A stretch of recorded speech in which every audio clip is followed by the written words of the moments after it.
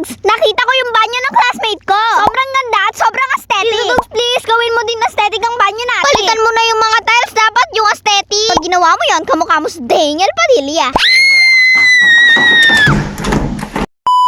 Kaya naman isang umaga, eto nga kahit maulan ay on the way na agad kami sa bayan. Mamimili na kasi kami ng mga gamit para mag-aesthetic ang banyo ni Kappa Girl. Madami nga kaming pinuntahan para makapili kami. Una, itong bagong pintuan ng CR. Sumunod, marami pa kami ulit pinuntahan at dinaanan. Namimili na kasi kami ng tiles na aesthetic. Pero alam nyo ang teknik ko, pag nakakita na ako ng maganda, yun na agad pipiliin ko at lalabas na ako. Para hindi na magbago ang isip ko pag nakakita ulit ako ng bago. Pagkabili ay umuwi na agad kami. Ito pala yung mga pinili naming tiles. Itong kulay puti na mayroong gold. Ito yung ididikit sa pader. Ito naman brown. Ito naman yung ipapalit sa sahig. Wood style nga pala siya, hindi siya mukhang dumihin. Tapos ito namang pinto ay sobrang bigat pala nito. Akala ko nung una bakal o stainless lang siya. Naka-cover din pala to ng salamin. Sobrang ganda at sobrang aesthetic talaga. Sigurado ako matutuwa si Kappa Girl dito. O Kappa Girl, ayan na, sisimbalan ko ng gawin aesthetic yung banyo.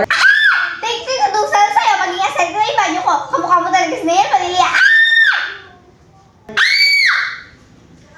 Eto nga at hindi na mapigilan ang sobrang saya ni Kappa Girl. Kaya naman agad-agad ay naghanap na kami na marunong maggawa. Syempre kailangan muna nilang bakbakin itong mga dating tiles na nakalagay. Medyo mabilis din naman ang pagtatanggal ng tiles. Eto nga sobrang tiyagaan lang talaga at tatanggal na lahat ng tiles. Kaya naman pwede na magsimula at ididikit na yung mga bagong tiles. Bagong pintuan at bagong bowl. Lumipas nga pala ang ilang araw, ilang hapon, ilang gabing maulan at kinabukasan ay finish na. Di pa man siya totally finish pero parang finish na rin. Dahil pwede na rin siya magamit. Eto nga medyo makalat pa nga sa sala dahil kakatapos nga lang. O siya ngayon eto na papakita ko na sa inyo ang bagong banyo. Tenen, syempre una itong bagong pintuan. Diba sobrang ganda ng kulay, bagay sa lahat. Aesthetic talaga. At eto na ang loob. Oh, di ba grabe, sobrang ganda.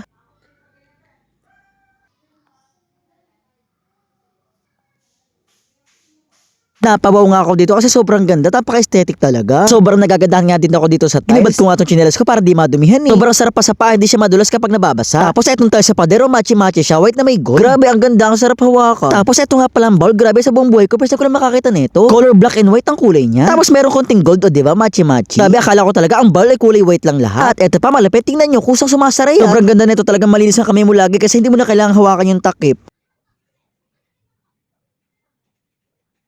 O, diba ang galing? Siyempre, meron na rin tayong shower. At ay pangarap lang to, ngayon meron na. Tapos, dito naman nagpalagay din kami ng butas. Para dyan maglalagay ng shampoo, sabon at toothpaste pag naligo. At eto pa, merong lababo sa banyo. Kulang pa nga lang to ng salamin kasi bibili pa lang. Para kapag naghilabas ka to, imaga, makikita mo ganyan yung itsura mo, diba? Tapos, dito naman malapit sa pintuan. Di ko alam kung anong tawag, basta maglalagay kami dyan ng pole, yung baging sabitan ng tuwalya pag naliligo. At eto naman ang itsura ng pintuan. Grabe, sobrang aesthetic talaga, pwede ka pa dyan magsalam. Tapos, eto pang ang kisame, oh, hindi mo akalain na nasa CR ka. Bro, CR or kwarto, pwede yung kwarto to eh. O, diba, sobrang ganda na, kahit maliit lang, at least maganda. Maganda na, matibay pa. Tapos aesthetic pa, naku, sigurado ako matutuwa dito si Kappa Girl kapag nakita niya to. Sobrang ganda ng banyo mo! Sobrang aesthetic! Ang ganda ng bago, kulay black! Ang ganda ng tiles! White and gold! Wow! May lagay pa ng mga sabon! May shower pa!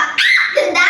Thank you, Tito Dogs! Sobrang ganda ng banyo ko! Tapos yung kisame, ang ganda! Parang kwarto na to! Thank you, Tito Dogs! Dahil ginawa mong aesthetic ang banyo ko! Kamukha mo talaga si Daniel Padilla! Okay, Tito Dogs! Pwede mo bang picture lahat ng pagbabago sa banyo ko dahil papasok ng school, papakita ko sa mga classmate ko. Bye-bye! Okay Kappa Girl, ingat. Napicturean ko na, sesend ko na lang sa'yo.